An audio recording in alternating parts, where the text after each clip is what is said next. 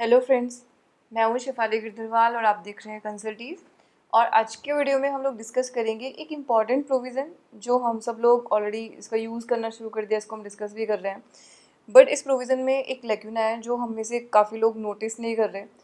हम में से काफ़ी लोगों ने देखा है कि जो हमारा आईटीसी लास्ट ईयर का रह गया था, लास्ट ईयर मतलब 17-18 का, यानी कि 1 जुलाई 2017 से लेके 31 मार्च 2018 तक का, जिसको लेने की जो डेट लॉ के अंदर लिखी हुई थी सेक्शन 16 सबसेक्शन 4 के अंदर, वहाँ पे वो डेट उन्होंने लिखी हुई थी कि सितंबर की रिटर्न फाइल करने तक आपको मिलेगा।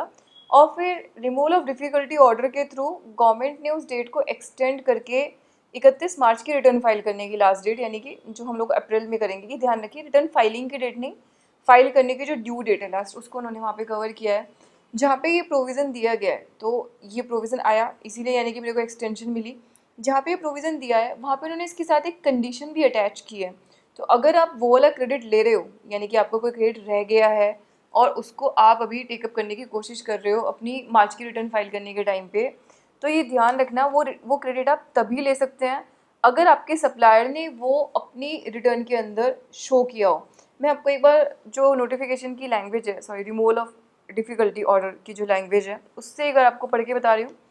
It says provided that the registered person shall be entitled to take input tax credit after the due date of section 39 for the month of September 18 he original provision था till the due date of furnishing of return under the said section for the month of March 2019। तो जहाँ पे सितंबर की return file करने को लिखा तो उन्होंने मार्च 2019 कर दिया। In respect of any invoice or invoices relating to such debit note for supply of goods or services to be made during financial year 17-18, the detail of which have been uploaded by the supplier under subsection 37(1) till the due date of furnishing the detail under subsection 1 of the said section for the month of March। Section 37(1) के अंदर हमारी GSTR 1 file होती है। तो यानी कि GSTR 1 में हम लोग इन्वॉइसेस की डिटेल GSTR 1 में देते हैं। तो GSTR 1 में अगर आपके सप्लायर ने उन बिल्स की डिटेल अपलोड कर दी है 31 मार्च 2019 की रिटर्न फाइल करने तक, तो आप उसका क्रेडिट ले सकते हैं। अदरवाइज आप इस बार की रिटर्न में लिख के उनका क्रेडिट नहीं ले सकते। तो अभी हमें करना क्या है, अभी आपको करना है कि जैसे मैंने आपको पहले ही बताया था कि अभी जो मैचिंग है वो ऑनलाइन दिख रही है हमें जीएसटी के पोर्टल पे। ऑल्दो उसमें बहुत जगह गलतियाँ हैं, तो मुझे भी आप में से कुछ लोगों ने बताया कि वो गलत रिफ्लेक्ट हो रहा है, और खुद हम लोगों ने कुछ केसेस में देखा जहाँ पे ऑटो रिफ्लेक्शन गलत भी है।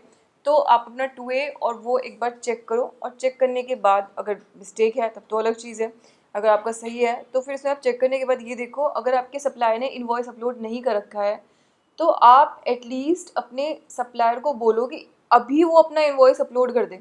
तो अब दिक्कत ये है कि दोनों चीज़ें पैरेलल होंगी, उसकी इनवॉइस अपलोड करने की डेट भी वही है और मेरी लेने की डेट भी वही है। तो आप उसको एटलीस्ट फोर्स करो कि अभी वो इनवॉइस अपलोड करके अपनी रिटर्न फाइल करके GSTR 1 आपको कम से कम उसका स्क्रीनशॉट दे।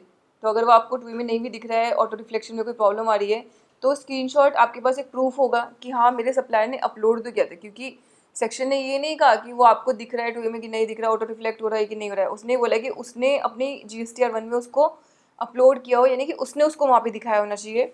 तो वो आप एक बार स्क्रीनशॉट अपने पास रखें, क्योंकि जीएसटी में हम लोगों ने कुछ नई चीज़ें भी सीखी हैं, और जिसमें से एक ये चीज़ भी थी कि पोर्टल पे जो हो रहा है अगर वो कुछ इंपॉर्टेंट है और अगर कुछ वियर्ड है तो प्लीज़ उसको क्लिक करके रखें, क्योंकि कल पोर्टल मानेगा नहीं मानेगा हमें नहीं पता।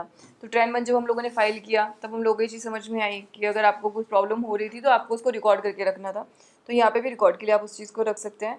So with this quick update, ताकि आप गलत क्रेडिट ना ले लें, इसके लिए मैंने ये वीडियो किया। तो with this quick update I would like to close this video. Thank you so much for watching it.